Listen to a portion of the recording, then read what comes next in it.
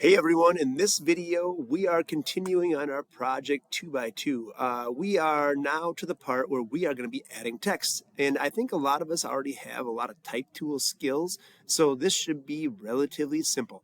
Now, going in, just making sure that we get back to our document. One of the things I don't know if I've ever explained is just that whole part, file open part and whatever else, but I'll make sure I get there sometime during class. Now, with that being said, we have our document open.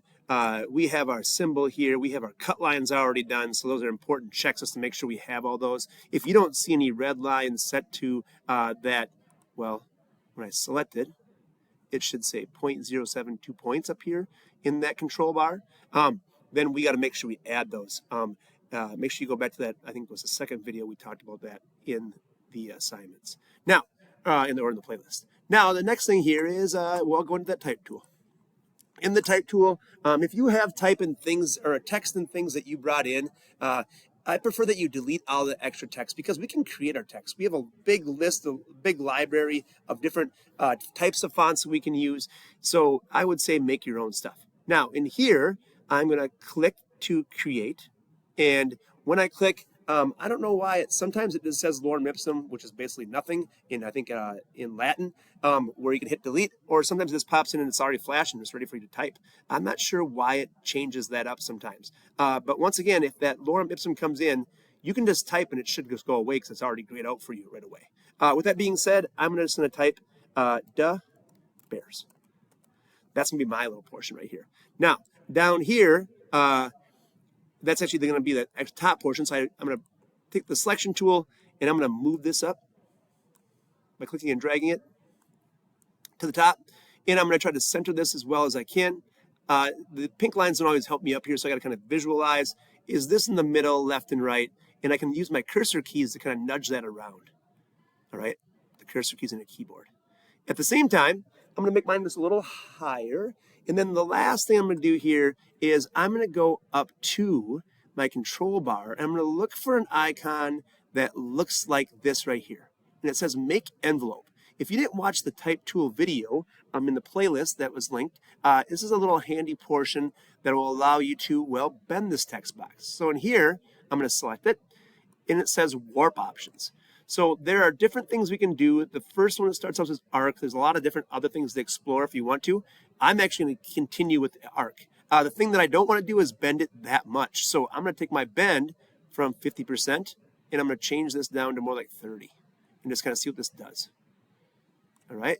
Now, if you don't have the preview checked, it's not going to show you. So make sure that check mark is there. I'm not sure if our settings are going to be that way. So I always check that out. But when I have that where it needs to be, then I'm going to hit OK. Now that I have that where it is, I'm going to bring that down just a little bit so I can see that my bends is getting a little close to my cut line. Now, underneath the bears, I'm going to go in here and I'm going to click. I'm going to type bear down. It's just a saying that bear fans know. Now, with that being said, I'm going to go into here. I'm going to select that bottom portion. Once again, kind of nudge it over, get it kind of centered. And the last thing I'm going to do here is I'm going to change the font so I can have two different fonts in the same piece. I don't want to get too many fonts, but two fonts in the same, image aren't that bad. So coming in, I'm going to change my type by clicking into this, and I'm just going to select it and use my cursor keys to kind of slide down. And you can see, you just get a little preview about how you want this bottom little portion to look. Some of these are the exact same. Now I'm through into the next things. You can kind of pick the one that you want yours to be. All right. Those little outline ones are kind of cool. These symbol ones are kind of crazy. All right. Oh, I won't pick the ones that have the random stuff. I'm going to use this one. And then the last thing I'm going to do is I'm going to use the squishing tool here. I'm going to grab the edge at the corner and just squish this down and make it fit so it's kind of the same. All right. So there I have my little finished portion on my right-hand side.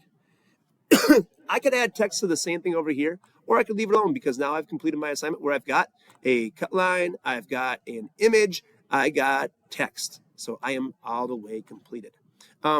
You can add things over here if you got two things going on or three things going on. With that being said, I don't want to make the video any longer, so I hope this helps. I hope you enjoy making this project. In the next video, I'll show us how to do our turn-ins, turn into our, our Schoology and the Dropbox.